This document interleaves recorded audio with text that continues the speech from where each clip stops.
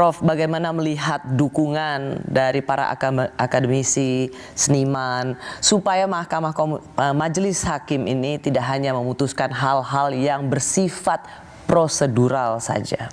Ya, saya kira itu harus dijadikan catatan tersendiri ya. Jadi sekali lagi ya, terlepas dari soal solusi jangka pendek menang kalah di KPU dan di MK, ini belum pernah terjadi dalam sejarah begitu banyak elit marah.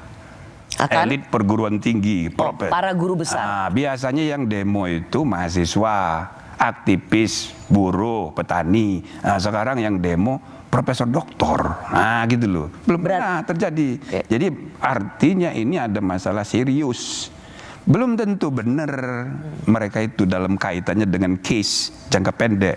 Tapi ada sesuatu yang harus ditanggapi dengan serius. Ada sesuatu yang serius. Karena belum pernah guru besar secara terbuka mengkritik. Jadi dalam politik ini kita harus bagi dua. Satu, 5 yearly politics. Itu di TPS.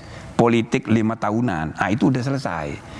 Ujungnya nanti putusan MK, siapa menang, siapa kalah. Itu 5 yearly politics. Tapi pemerintahan kita 5 tahunan ini berhubungan juga dengan day to day politics yang juga ikut ditentukan bahkan di public discourse itu dipengaruhi oleh kelas menengah dan elit termasuk para guru besar ini.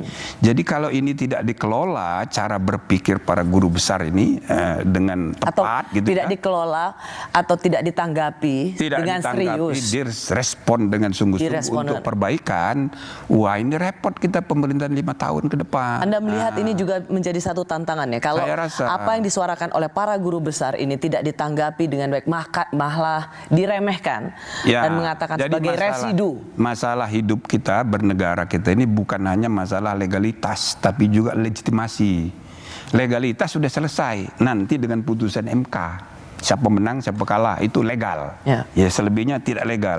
Tapi soal legitimasi itu lain lagi, itu pengakuan sosiologis. Jadi kalau elit kelas menengah itu tidak mengakui, ya kan tidak legitimate meskipun legal. Legalitas yang baik itu legal dan sekaligus legitimate. Begitu. Dan punya landasan moral. That's it. Jadi ini yang disuarakan oleh para guru besar sesungguhnya. Ini soal yang kedua ini yang disuarakan soal isunya. Saya selalu mengatakan dalam sejarah belum pernah ada orang sebegitu marah ya mengenai dua hal.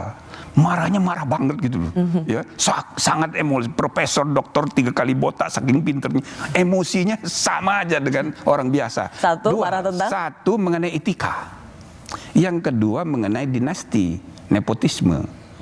Loh kan kita udah bicarakan nepotisme, KKN waktu tahun 98, tapi ini kayaknya lebih marah ini, gitu loh. Jadi soal isu politik dinasti politik ini membuat semua orang marah. Yang kedua soal etika, ya kan? Coba setelah Gibran ditetapkan, semua orang ikut marah. Semua orang lucu ini. Yang menetapkan adalah Prabowo dan koalisi, tapi yang dimarahin banyak orang, hampir semua orang marah kepada Jokowi dan keluarganya. Gitu kan? Karena ini cara berpikirnya ini menyalahkan soal dinasti ini. Jadi menurut saya ini momentum untuk kita pakai memperbaiki agenda pelembagaan politik ke depan supaya lebih modern, dan Prof, jangan feodal lagi gitu loh. Dan Prof tadi kan sudah mengatakan bahwa sidang MK ini terlepas nanti tentang sengketa angka, selisih perolehan suara, siapa menang siapa kalah, tetapi harus ada catatan tentang pemilu 2024 ini yang tidak boleh terulang. Harus momentumnya dipakai untuk memperbaiki supaya indeks kualitas demokrasi kita meningkat dari 54, kuantitasnya nomor 3, kualitasnya nomor 54. Ini harus berubah, harus semakin baik.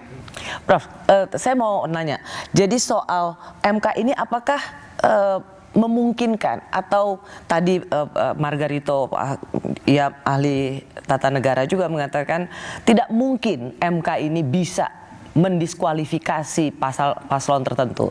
Kalau Prof. Jimli, mungkin nggak itu sebagai sesuatu yang bisa dikabulkan oleh MK? Atau terlalu rumit nantinya? Nggak, ngomongnya jangan diskualifikasi paslon. Kalau diskualifikasi paslon itu sama aja pertandingan bola. Sudah selesai, peluit, ada yang menang, ada yang kalah, lalu yang kalah teriak-teriak, itu harus didiskualifikasi, kan nggak bisa begitu. Jadi isunya, objek perkara yang dituntut bukan itu harusnya, tetapi siapa yang berhak duduk dan siapa yang tidak. Jadi misalnya 02 yang dimenangkan oleh KPU, itu harusnya kalah, yang menang itu 03. Apa alasannya?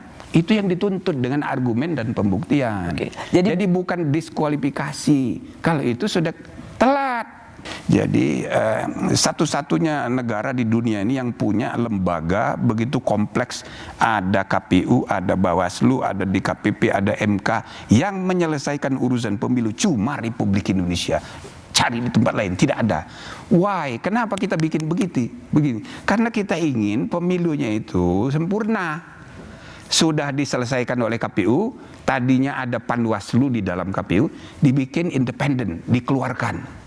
Lalu ada DKKPU, saya juga ketuanya tahun 2009. Di dalam KPU ada namanya Dewan Kehormatan KPU. Lalu dikeluarkan lagi mendekai KPU dan sekaligus Bawaslu, namanya DKPP. Ini sudah lengkap, tapi mengenai perselisihan hasil ini di MK. Gitu loh. Sedangkan mengenai proses, mengenai pidana pemilu, itu di Bawaslu sudah ada sentra Gakumdu. Jadi kalau misal tadi ada pejabat, ada penyelenggara yang melakukan tindak pidana karena curang atau menggunakan bansos di luar prosedur dan itu korupsi atau apa sajalah tindak pidana yang terkait pemilu. Nah, itu lewat Gakumdu namanya. Di situ ada ada polisi, ada kejaksaan, dibawa ke pengadilan negeri. Ini tidak ada hubungan dengan soal hasil. Kalau mengenai proses administrasi di Bawaslu sebagai pengadilan tingkat 1, tingkat 2-nya bawa ke TUN, pengadilan tinggi TUN. Nah, jadi ini sudah lengkap mekanismenya ini. Nah, jadi kembali lagi kalau mengenai yang dipersoalkan di MK ini tentang hasil, tapi bukan hanya soal angka. Ingat, hasil itu bukan hanya angka. Kalau Anda punya bukti-bukti tentang kursi harus didudukin siapa, itu bisa. Ya, kalau itu bisa mengubah hasil. Bisa mengubah hasil. Di pilkada sudah sering, sudah ada kira-kira 10% yang dikabulkan. Kemudian di pilkada malah hampir 20%. Oh, jadi Prof. Jimli ini termasuk mezhab yang apa yang terjadi di pilkada, rezim yang sama bahwa di pilkada bisa juga dilakukan di pilpres, karena dalam ahli tata negara yang lain mengatakan tidak bisa, apa yang terjadi di pilkada tidak bisa diterapkan dalam rezim pilpres. Kalau Prof bisa, sama-sama pemilu. Berarti Prof termasuk dalam rezim yang apa yang disengketakan di pilkada bisa juga dilakukan treatment yang sama di pilpres. Tinggal nanti bagaimana hakim menilai bukti-buktinya. Kalau meyakinkan bisa dikabulkan di beyond angka-angka. Jadi jangan diledek MK ini mahkamah keluarga, mahkamah kalkulator, macam-macam gitu. Jadi dan Prof juga tergantung pembuktian. Ya, dan Prof juga ingin mendorong MK itu bisa menyelesaikan semua pertanyaan publik, kecurigaan publik tentang apa yang terjadi di Pilpres ini. Satu, harus menjadi catatan, dan dua, untuk legitimasi bagi siapa yang terpilih. Terima kasih Prof. Jimli Asyidiki. Terima kasih juga bagi Anda yang menyaksikan Rosi. Kita jumpa lagi Kamis depan. Tetaplah di Kompas TV, independen terpercaya.